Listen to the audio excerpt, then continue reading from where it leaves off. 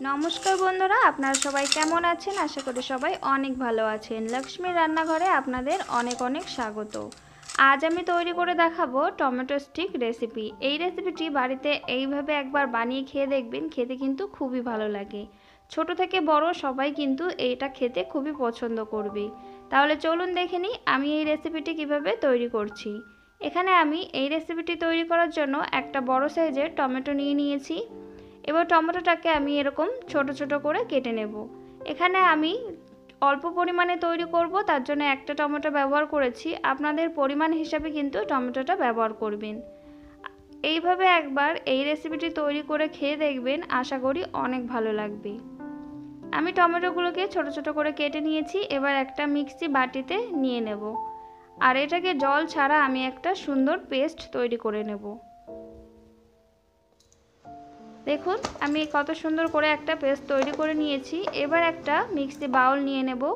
এই বাউলের মধ্যে যে টমেটোর পেস্টটা তৈরি করে রেখেছি সেই পেস্টটা দিয়ে দেব। এখানে আমি কিন্তু ছেঁকে ব্যবহার করিনি, আপনারা চাইলে ছেঁকে ব্যবহার করতে পারেন। এবার এখানে ছোট বাটির এক বাটি দিয়ে দেব সুজি, আর সম পরিমাণে এখানে আমি আটা দিয়ে দেব। এখানে আমি কিছু মশলা অ্যাড করব, তার জন্য এখানে নিয়ে নিয়েছি চিলি ফ্লেক্স, লাল লঙ্কার গুঁড়ি, চাট মশলা, সামান্য হলুদ আর স্বাদ অনুসারে লবণ। সব কিছু কিন্তু আমি সামান্য পরিমাণে ব্যবহার করেছি, আর লবণটা অবশ্যই আপনারা বুঝে ব্যবহার করবেন।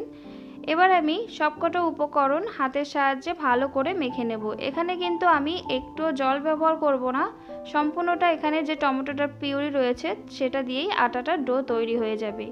আমি আটাটার ডো ভালো করে তৈরি করে নিয়েছি। এবার এটাকে ঢাকা দিয়ে 5 মিনিটের জন্য রেস্টে রেখে দেব, সুজিটা ভালোভাবে ফুলে যাওয়ার জন্য। 5 মিনিট পর ঢাকাটা তুলে নেব। সুজিটা কিন্তু ভালোভাবে ফুলে গেছে। আমি এবার হাতের সাহায্যে আবার একটু ভালো করে মেখে নেব। আমি ভালোভাবে ডোটাকে মেখে নিয়েছি। এবার একটা ব্যালন পিড়ে নিয়ে নিয়েছি, আর এরকম একটা লেচি কেটে নিয়েছি। রুটি যেমন তৈরি করে সেইভাবে আমি সামান্য আটা দিয়ে এটাকে বেলে নেব।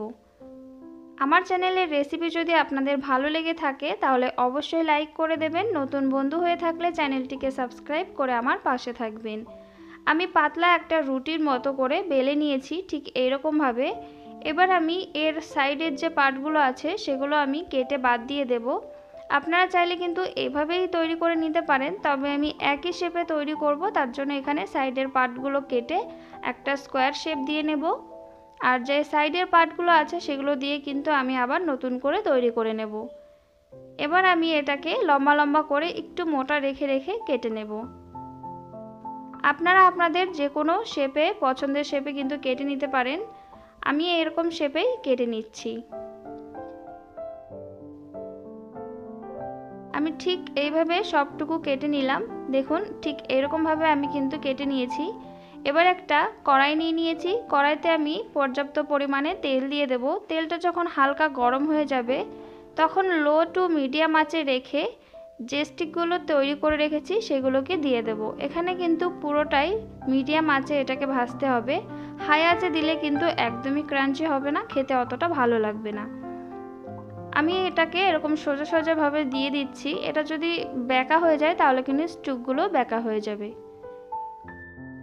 এবার একটু নাড়াচাড়া করে নেব, যে স্টিকগুলো বেঁকে আছে সেগুলো যাতে এক শেপে চলে আসে, তার জন্য। এক পাশ হয়ে গেলে এবার আমি অপর পাশটা উল্টে দেব।